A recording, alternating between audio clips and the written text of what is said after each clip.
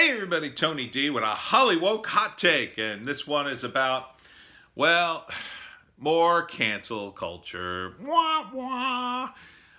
Looks like they're trying to cancel Jimmy Kimmel over his Karl Malone sketch. I believe it was from The Man Show, although I could have sworn he did it on the Jimmy Kimmel show too. But I didn't really watch Kimmel's late night show, so I'm not sure if he did. And they tried to cancel Jimmy Fallon too. Thing is, look, context matters, okay? Do you really think Jimmy Kimmel or Jimmy Fallon, Jimmy, intended to harm black people by doing an impersonation of a specific person? Was it specifically designed to harm a race of people, or was it to make fun of a specific person? I mean, Eddie Murphy once did a great sketch on SNL, and you should Google it if you get the chance. He basically did White Like Me. And he actually had the makeup artist make him white, and he looked really hilarious. And then it was about his experiences walking amongst the white people. And it was a very funny sketch. You could interpret that as being incredibly racist and insensitive if you wanted to. But, context matters. It was a comedy sketch. And it was hilarious. The Chris Rock impersonation wasn't a bad impersonation. The Karl Malone one, it was pretty bad to Karl Malone specifically, but again, context. Neither one of these comedians was making fun of a race of people. They were making fun of a specific individual. And really, the Chris Rock one wasn't really making fun of him. He was just sort of doing his voice. And and then they got rid of the It's Always Sunny in Philadelphia episode, the famous Lethal Weapon 5 episode, where the gang recreates Lethal Weapon, or they do a sequel to Lethal Weapon where Mac and Dennis play Murtaugh and Riggs and switch roles halfway through the movie. And when Mac plays Murtaugh, he's actually wearing blackface. And there's actually a discussion in that episode about blackface. But the whole premise of It's Always Sunny in Philadelphia is they're all terrible people. That's the whole point of the show. That's why it's so hilarious. And they won't stop at just pulling that episode. Keep in mind, Sweet D also did her characters, and she also did one in blackface. But again, it was meant to be incredibly offensive because her character was being offensive in trying to do this impersonation. And you could look at it and say, oh, I'm so deeply offended. But you don't have to watch the show.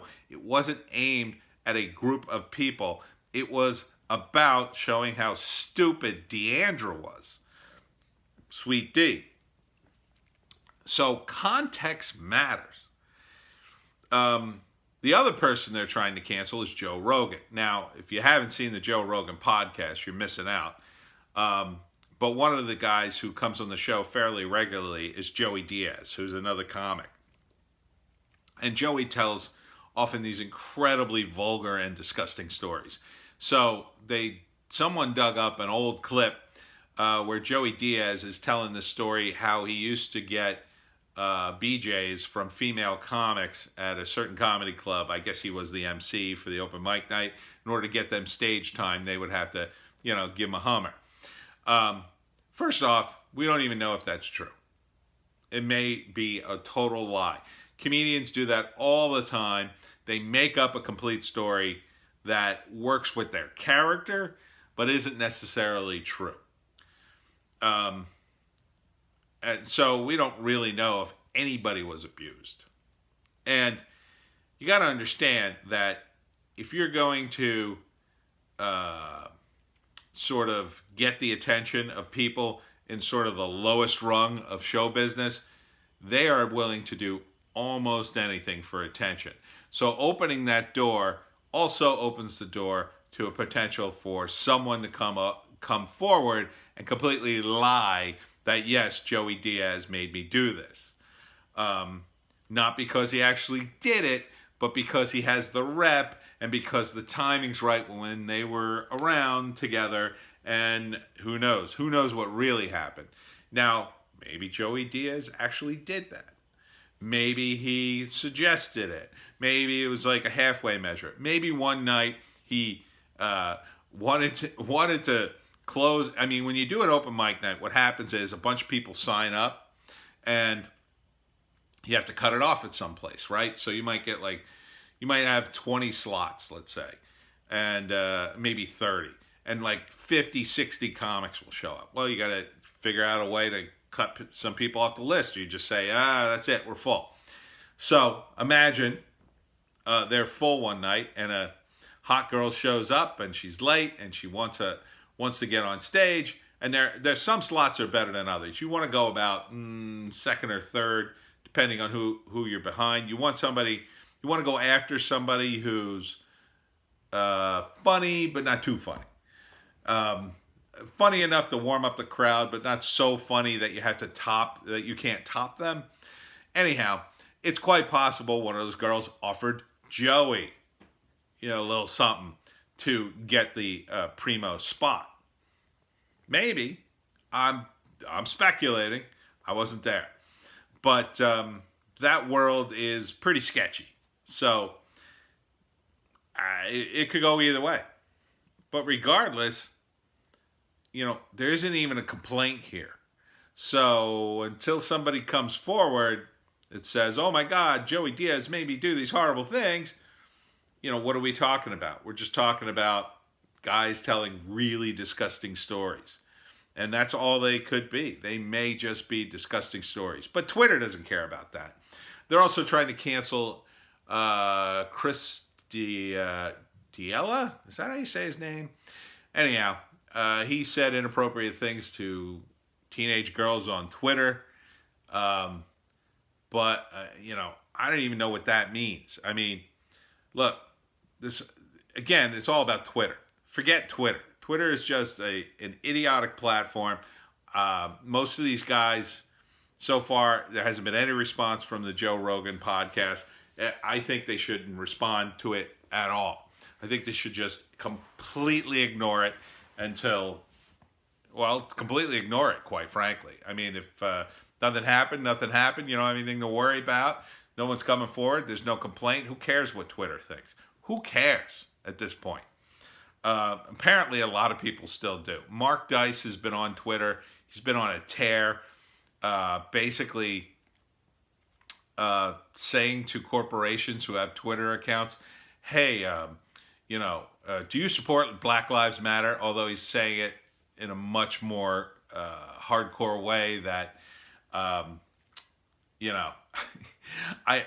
don't know if I could even repeat it, but he's basically making jokes at their expense, but pretending to be serious. And a lot of the corporations are immediately capitulating and responding to him because everybody's running scared.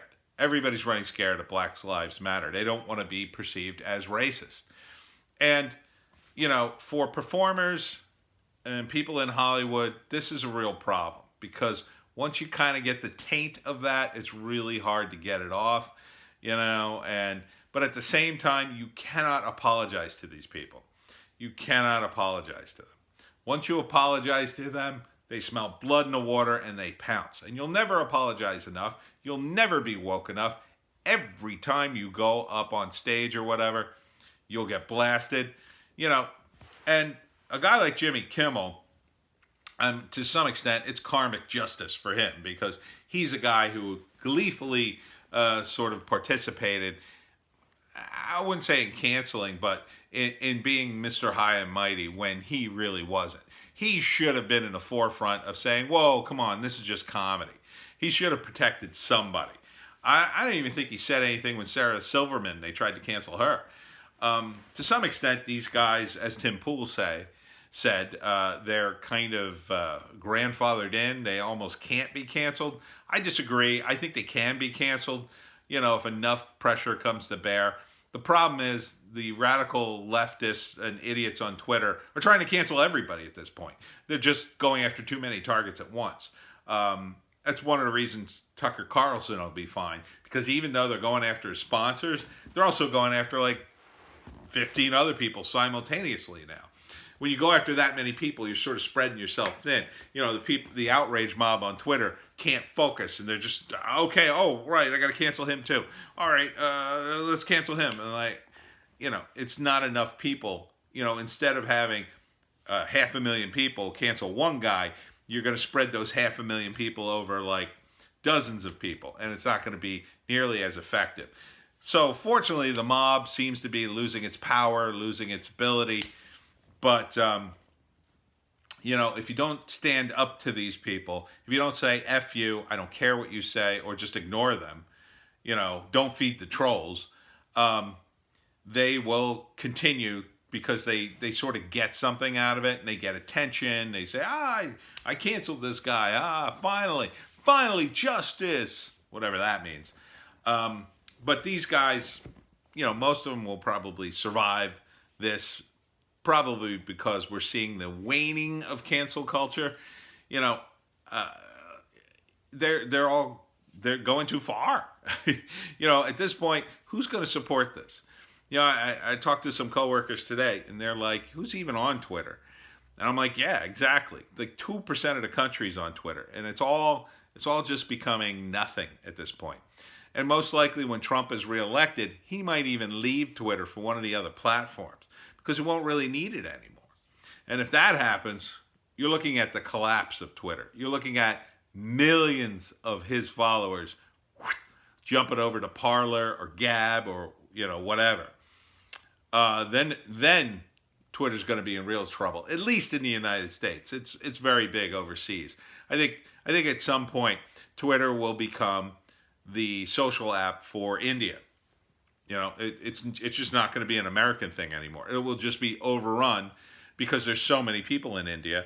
They will just use it, and the rules will change, and they will create rules that cater to India, and their woke BS will be gone because there's only so much wokeness you can push on India before they're just going to kick you out, right? They're not, in terms of the culture, it's completely different over there. In terms of the attitude about things, you can't push all this woke nonsense on a country that maybe is still having issues with something that we passed by like 20 years ago.